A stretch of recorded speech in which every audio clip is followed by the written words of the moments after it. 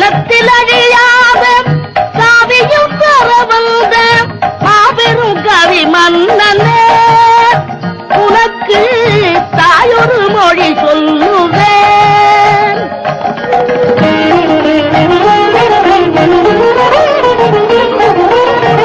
உணர்ச்சியில் விளையாடும் உன்னத கவி சிங்கம், உணர்ச்சியில் விளையாடும் உன்னத கவி சிங்கம், தளர்ச்சியில் விழலாகுமா மகனே சந்தனம் சேராகுமா? காலத்தில் அழியாத காவியும் பெற வந்த மாபெரும் கவி மன்னனே, உனக்கு தாயொரு மொழி சொல்லுவேன்.